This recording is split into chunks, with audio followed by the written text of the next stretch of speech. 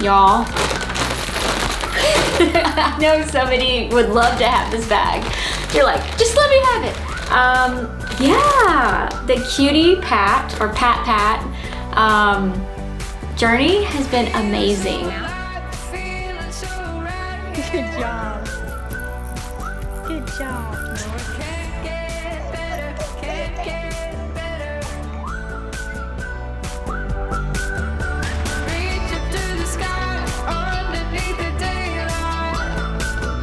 Like, to think that how fast it's happened, and starting, this is our first one. This is the first one we ever had.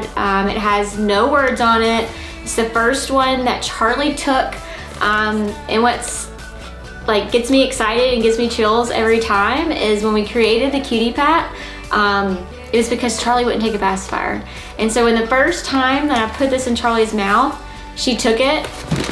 Oh my gosh, like wow, like God, we created something. Like, it's so cool, and now it's in Target. Like, what? So one question I've been getting asked a lot is, how did we transition Charlie off the Cutie Pat and the Cutie Bit? I was nervous. Like, I'm just gonna be flat out honest with you. Like, getting Ryan off the Cutie Clip and a pacifier, she took the Soothie. Like, when she hit 2, we were like, it's done. And we did it. It was easy. I prayed about it. It wasn't no big deal for her. But with the Cutie Pat, like, it was like, we created this. Like, I had a lot of more sentimental emotions and feelings. And I mean, this is my model. I've had this model for, 2 years. Well, 1 with the Cutie Pat, but like, I'm not gonna have my model anymore. Like, oh my gosh, like, it was a struggle. Like, I'm gonna be honest, it was a struggle. So a lot of y'all DM me and ask me, well, how did you transition Charlie? So of course I'm gonna talk about my Cutie Pat journey. We started out with the Cutie, or the Pat. See, I can't even call it a Pat because Cutie Pat's so normal now. So Pat, it started out as a Pat. This one actually says Pat on it, on the bottom. But yeah, Charlie started out with stage 1. When she got teeth, we switched her to a stage 2, but she didn't like it. And so surprisingly, the flat was coming out at the same time when Charlie was transitioning, and she loved the flat. So Charlie actually went from a stage 1, which is for babies without teeth, to a stage 2. And then I took out my favorite colors. If y'all been following a long time, y'all know my favorite colors are, do y'all know? Tan, love me some tan, and hazel. Hazel is one of my favorite colors, named after my grandmother, Hazel Joyce. But yeah, so Charlie went from a stage 1 to a flat.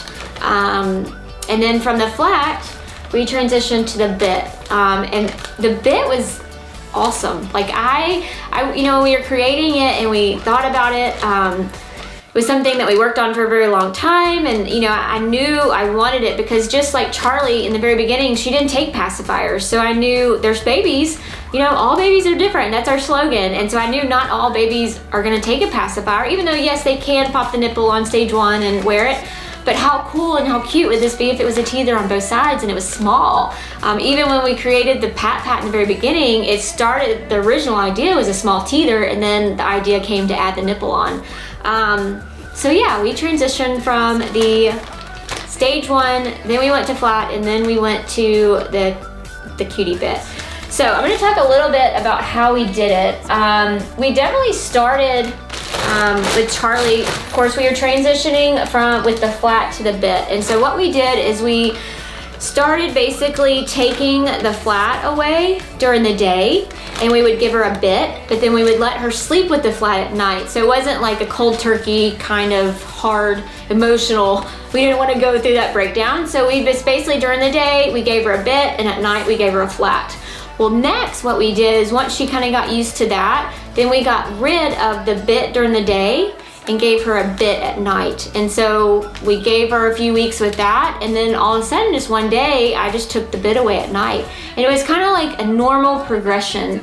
She was relying on it less and less, but it it was magical for us. Now, again, I know it's not gonna work for everybody, and everybody's situation's gonna be different. Some babies are really, really obsessed with their cutie pats, and that's okay. And that's what mama's judgment is best. You do you. You do what's best for you.